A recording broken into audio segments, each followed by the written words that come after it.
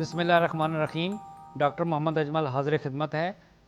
MPhil 3727 course code non formal education के दूसरे programme के साथ। ये यूनिट है literacy techniques through non formal education. अज़ीज़ तलबा, जैसा कि आप जानते हैं कि non formal education outside formal education system के एक पूरे का पूरा एक एजुकेशनल मोड है जो कि फ्लेक्सिबल है, लर्नर सेंटर्ड है और कम्युनिटी बेस्ड है।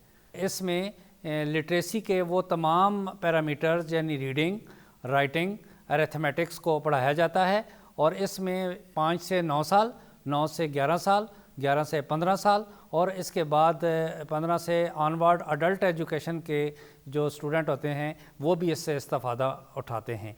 तो नॉन फार्मल एजुकेशन में जो लिटरेसी की जो स्किल्स हैं, जो टेक्निक्स हैं, उसके बारे में आज हम बात कर रहे हैं। लिटरेसी कि इन स्किल्स के तहत मार्जिनलाइज्ड ग्रुप जो होते हैं, पहले ये देखना है कि मार्जिनलाइज्ड ग्रुप्स होते कौन से हैं।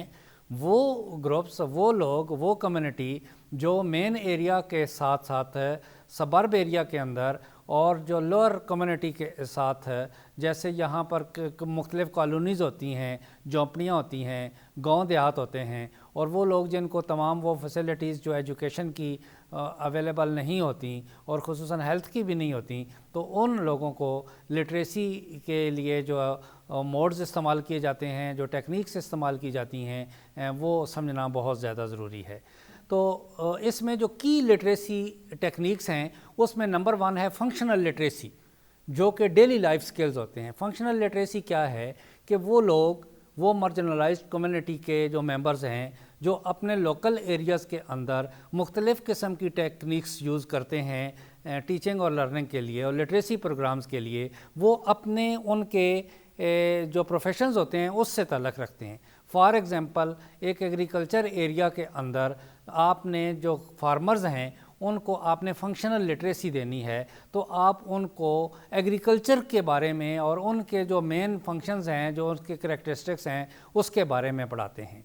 या वो जो ख़वातीन हैं जो एम्ब्रॉयडरी का काम करती हैं, हाउस होल्ड ख़वातीन हैं, घरेलू काम काज में मसलन वो दस्तकारियाँ सीखती हैं, तो ये फंक्शनल लिटरेसी के प्रोग्राम हैं। प्लम्बरिंग का काम है, टेलरिंग का काम है, मोटर मैकेनिक का काम है और ये जितने काम हैं ये डेली लाइफ की स्किल जो है वो रिक्वायर करते हैं। अब ये बहुत ज़्यादा ज़रूरी है।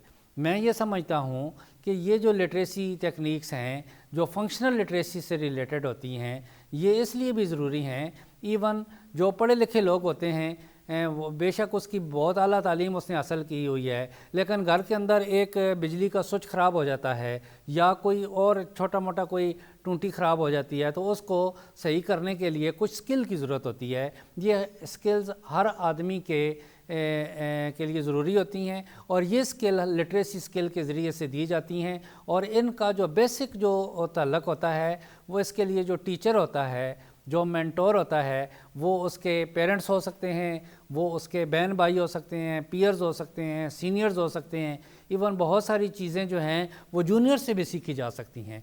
तो कम्युनिटी के अंदर रहते हुए और फंक्शनल लिटरेसी को यूज़ करते हुए डेली लाइफ स्किल को यूज़ करना जो है ये की लिटरेसी टेक्निक्स में आता है।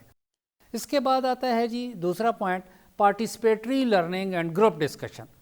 ये जो अमूमन जो अडल्ट्स होते हैं, इनको अगर आप ब्यूरोक्रेटिकली पढ़ाएंगे और आप डिक्टेटरशिप करेंगे और उनको बैठ कर बताएंगे कि जैसे छोटे बच्चों को पढ़ाया जाता है, तो इनके लिए मुश्किल होता है।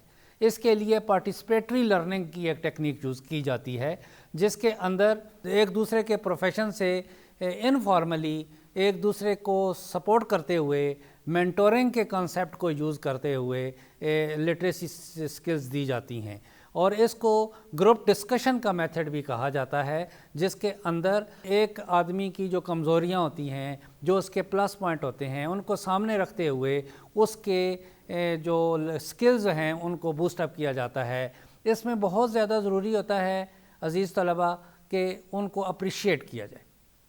अप्रिसिएशन बहुत ज़्यादा ज़रूरी है क्योंकि जिस वक्त आप अप्रिशिएट करेंगे तो वो उसमें एक मोटिवेशन पैदा होगी और वो उसकी लर्निंग ज़्यादा बेहतर होगी। अगर आप अप्रिशिएट नहीं करेंगे तो वो اس سے وہ بور ہو جائے گا اور اس کام پہ اس کا دل نہیں لگے گا. آپ یہ ایک عام سی مثال ہے، جس کام سے بچوں کو منع کیا جائے تو وہ اس میں کبھی بھی انٹرسٹ نہیں لیں گے اور اس طریقے سے پھر وہ اس میں اچھی پرفارمنس نہیں دے سکتے.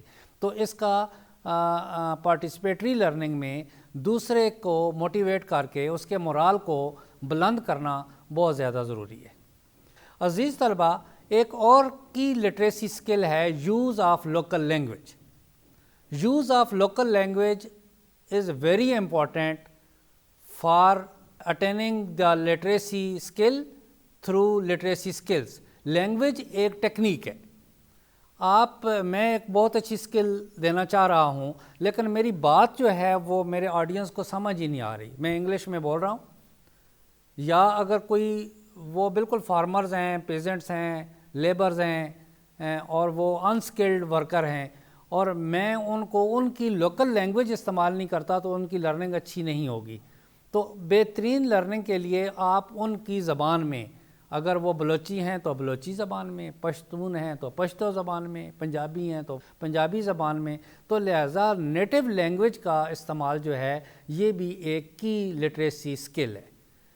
اس کے بعد نیکسٹ پوائنٹ آتا ہے learning by doing and visual aids. وہ کام جو میں صرف تقریر سے بات سمجھاتا ہوں تو وہ سمجھ آنا اتنا آسان نہیں ہے. لرننگ بائی ڈوئنگ جو ہے ایک چائنیز کہاوت ہے کہ I hear I forget, I do I remember. So جو صرف بات سنی جاتی ہے وہ بھول جاتی ہے، اور جو کام ہاتھ سے کیا جاتا ہے، پرفارم کیا جاتا ہے، تو اس کے اندر سائیکو موٹر سکلز شامل ہوتی ہیں، جس کے اندر آپ کا دماغ استعمال ہوتا ہے، جس کے اندر آپ کے ہاتھ استعمال ہوتے ہیں، اور اس طرح سے پھر یہ افیکٹو ڈومین میں بھی یہ کنورٹ ہوتی ہیں. تو لہٰذا لرننگ بائی ڈوئنگ جو ہے وہ اڈلٹس کے لیے کی لٹریسی اسکل ہے. تو لہٰذا اگر میں آج کے اس تمام لیکچر کو سمرائز کروں تو میں یہ کہہ سکتا ہوں کہ یہ جو 4 اسکل میں نے یہاں پر بیان کی ہیں وہ لٹریسی ٹیکنیک کے لیے بہت زیادہ ضروری ہیں. نمبر 1 ہے functional literacy, daily life skill. Number 2 participatory learning and group discussion. Number 3 local language کا استعمال. اور 4th ہے لرننگ بائی ڈوئنگ. مزید یہ ان 4 کی لٹریسی اسکل اور ٹیکنیکس کے علاوہ بے شمار اور بھی اسکلز ہیں جو کہ ہم اگلے یونٹس میں ان پہ ڈسکشن کریں گے. تھینک یو ویری مچ. اسی کے ساتھ ہی آج کا یہ دوسرا پروگرام اختتام پذیر ہوتا ہے. انشاءاللہ اگلے تیسرے پروگرام کے تحت دوبارہ میں حاضر خدمت ہوں گا. Thank you very much. خدا حافظ.